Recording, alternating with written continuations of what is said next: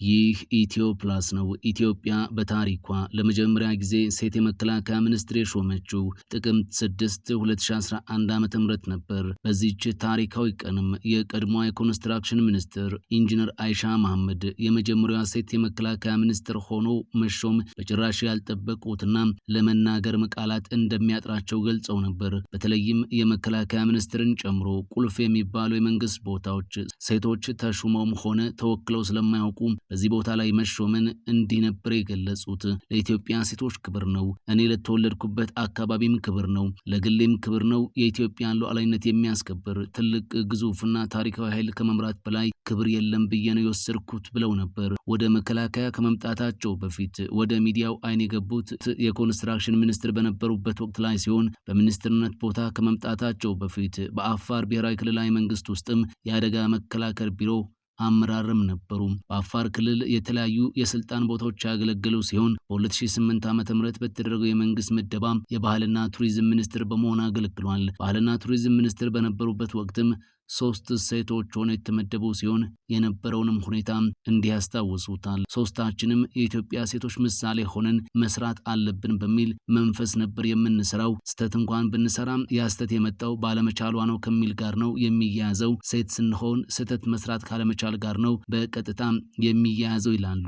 ጠቅላይ ሚኒስትር አብይ አህመድ ወደ ስልጣን እንደመጡና አዲሱን የካቢኔ ሹማቸውን ይፋ ሲያደርጉ ከ20ዎቹ ሚኒስትሮች 10ሩን ሴቶች በማድረግ ነበር የሾሙት። በዚህም መሰረት ኢንጂነር አይሻ መሐመድ የሀገር መከላከያ ሚኒስትር ሆኖ የተሾሙ ሲሆን በኢትዮጵያም ታሪክ ለመጀመሪያ ጊዜ እንደሆነ በወቅቱ ተነግሯል። ወይዘሮ ሙፈሪያት ካሚል የሰላም ሚኒስትር፣ ወይዘሮ ፈትለወርቅ ገብረ እግዚአብሔር ወይንም ሞንጆሪኖ ንግድና ኢንዱስትሪ ሚኒስትር፣ ወይዘሮ አዳነች አቤቤ የገቢዎች ሚኒስትር፣ ዶክተር ሂሩት ወልደ ማርያም የሳይንስና ከፍተኛ ትምህርት ሚኒስትር፣ ወይዘሮ ዳግማዊት ሞገስ የትራንስፖርት ሚኒስትር፣ ወይዘሪት የዓለም ጸጋይ አስፋው የሴቶች ህጻናትና ወጣቶች ሚኒስትር እንዲሁም ዶክተር ፍጹም አሰፋም የፕላንና ልማት ኮሚሽን በመሆን ነበር ከ7 ዓመት በፊት አዲሱ የጠቅላይ ሚኒስትሩ ካቢኔ ተዋቀረው። ከዚህ ባለፈ የሚኒስትር መስሪያ ቤቶች ቁጥር ከ28 ወደ 20 እንዲያንስ መደረጉም ይታወሳል። ይህም ወጪ ቆጣቢ በሆነ መንገድ መሰረታዊ ለውጥ ለማምጣት በሚል እንደሆነ በወቅቱ መገለጹ አይዘነጋም። በወቅቱ የተሾሙትን ሴት ሚኒስትሮችን እናስታውሳችሁ።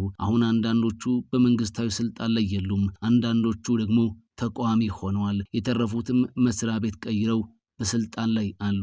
የሰላም ሚኒስትሯ ወይዘሮ ሙፈሪያት ካሚል፣ የሀገር መከላከያ ሚኒስትር ኢንጂነር አይሻ መሐመድ፣ የንግድና ኢንዱስትሪ ሚኒስትር ወይዘሮ ፈትለወርቅ ገብረ እግዚአብሔር ወይንም ሞንጆሪኖ በዚህ ሰዓት የህወሓት ክንፍን እየመሩ ይገኛሉ። የገቢዎች ሚኒስትር ወይዘሮ አዳነች አቤቤም፣ የትራንስፖርት ሚኒስትር ወይዘሮ ዳግማዊት ሞገስ፣ የሳይንስና ከፍተኛ ትምህርት ሚኒስትር ዶክተር ሂሩት ወልደ ማርያም፣ የሴቶች ህጻናትና ወጣቶች ጉዳይ ሚኒስትር ወይዘሪት የዓለም ጸጋይ፣ የሰራተኛና ማህበራዊ ጉዳይ ሚኒስትር ዶክተር ኤርጎጌ ተስፋይ፣ የባህልና ቱሪዝም ሚኒስትር ዶክተር ሂሩት ካሳው፣ የፕላን ኮሚሽን ዶክተር ፍጹም አሰፋን እናገኛለን።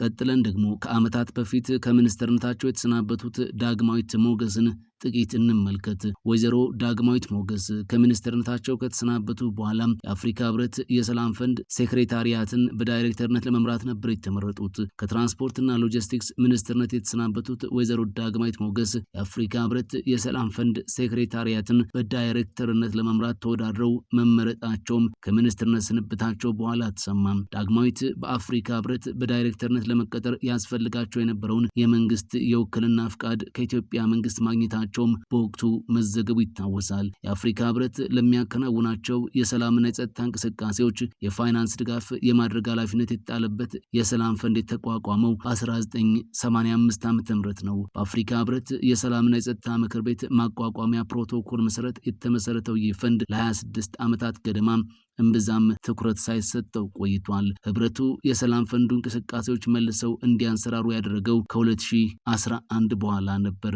የሰላም ፈንዱ በአፍሪካ የሚከሰቱ ግጭቶችን የመከላከል ከተከሰቱም በኋላ የመቆጣጠርና መፍትሄ ማበጀት እንዲሁም በአህጉሪቱ ለሚከሰቱ ቀውሶች አፋጣኝና ውጤታማ ምላሾችን የማመቻቸት ኃላፊነት ያለው የአፍሪካ ሰላምና ጸጥታ አርኪቴክቸር ስትራቴጂካዊ ማዕቀፍ አካልም ነው። በአፍሪካ ግጭቶች እንዳይቀሰቀሱ ለሚደረጉ የቅድመ ቅድመ መከላከል የዲፕሎማሲ ጥረቶችና የሽምግልና ሂደቶች የሰላም ፈንዱ የገንዘብ ድጋፍም ያደርጋል። የአፍሪካ ህብረት የሚያከናውናቸው የሰላም ድጋፍ ስራዎችም የሰላም ፈንዱ ድጋፍ ከሚያደርግባቸው የትኩረት መስኮች ውስጥ የተካተቱ ናቸው። የአፍሪካ ህብረት የሰላም ፈንድ የተቋቋመባቸውን ዓላማዎች የሚያስፈጽሙ 5 አካላት አሉት። ከነዚህ አካላት ውስጥም የፈንዱን የዕለት ተዕለት ስራዎችን የማከናወን ኃላፊነት የተጣለበት በዳይሬክተር የሚመራው የተቋሙ ሴክሬታሪያት ማለትም ወይዘሮ ዳግማዊት ሞገስ የሚመሩት ክፍል ነው። የፈንዱን ወደ ስራ የማስገባት እንቅስቃሴዎችን የሚከታተለው የተቋሙ ባላደራ ቦርድ በወቅቱ አውጥቶት በነበረው መግለጫ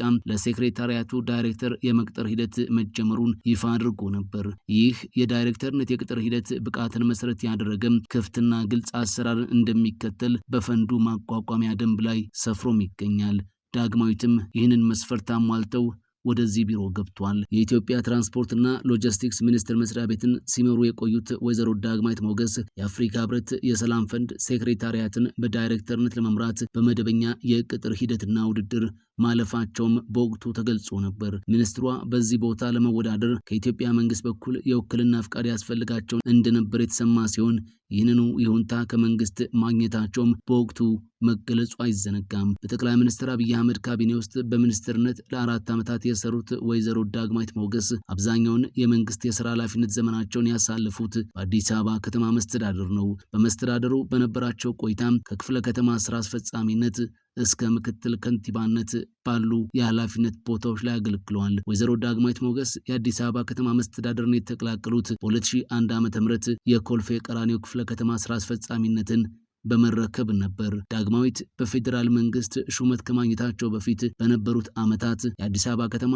4 ቢሮዎችን በኃላፊነትና በምክትል ኃላፊነት መርተዋል። የከተማ አስተዳደሩን የንግድና ኢንዱስትሪ እንዲሁም የአቅም ግንባታ ቢሮዎችን ምክትል ኃላፊ የነበሩት ዳግማዊት የጥቃቅንና አነስተኛ ኢንተርፕራይዞች ልማት ቢሮንና የኮሚዩኒኬሽን ጉዳዮች ቢሮን በኃላፊነት እንዳስተዳደሩም ታሪካቸው ያሳያል። ከሐምሌ 2010 ጀምሮ ለ3 ወራት ያህል ደግሞ የአዲስ አበባ ከተማን በምክትል ከንቲባነት አገልግሏል። በወቅቱ የአዲስ አበባ ከተማ ምክር ቤት አባል ያልነበሩት አቶ ታከለ ኡማም የምክትል ከንቲባ ማዕረግ ይዘው ከተማዋን በከንቲባነት ይመሩ ነበር። ዳግማዊት የትራንስፖርት ሚኒስትር በመሆን ወደ ፌዴራል የተዘዋወሩት በጥቅምት 2011 ዓ.ም ነበር። ከአዲስ አበባ ወደ ፌዴራል፣ ከፌዴራል ወደ አህጉራዊ ተቋም የተሸጋገሩት ወይዘሮ ዳግማዊት ሞገስ የስራ መነሻቸው የከፍተኛ ትምህርት ተቋም ነው። ዳግማዊት በረዳት ምሩቅ ደረጃ በመምህርነት ስራ የጀመሩት የመጀመሪያና ሁለተኛ ዲግሪያቸውን ካገኙበት ከአዲስ አበባ ዩኒቨርሲቲ ነው። ዳግማዊት የመጀመሪያ ዲግሪያቸውን የያዙት በህዝብ አመራርና ልማት አስተዳደር ነው። በህዝብ አስተዳደርና ፖሊሲ ሁለተኛ ዲግሪ ያላቸው ወይዘሮ ዳግማዊት በአድማስ ዩኒቨርሲቲም በመምህርነት አገልግለዋል። በሚኒስትርነት ለ4 ዓመታት የሰሩት ዳግማዊት ከኃላፊነታቸው ተነስተው በሚኒስትሮች ምክር ቤት ሽኝት የተደረገላቸው ቅዳሜ ጥር 6 2015 ዓ.ም ነበር። በዕለቱ እርሳቸውን ጨምሮ 4 የጠቅላይ ሚኒስትር አብይ የካቢኔ አባላት ተመሳሳይ ሽኝትም እንደተደረገላቸው ይታወሳል። ከሽኝቱ በኋላም ሚኒስትሯ በትዊተር ገጻቸው ባስተላለፉት መልእክት የምወዳት ሀገር ኢትዮጵያንና ህዝቤን በታላቅ ኃላፊነት ለማገልገል በመታደሌ ደስታዬ ወደር የለውም ብለው ነበር። ይህ ኢትዮ ፕላስ ነው። ኢትዮ ፕላስን ሰብስክራይብ፣ ቪዲዮዎቹን ደግሞ ላይክ እና ሼር በማድረግ ስለምትደግፉንና ስለምታበረታቱን ከልብ እናመሰግናችኋለን።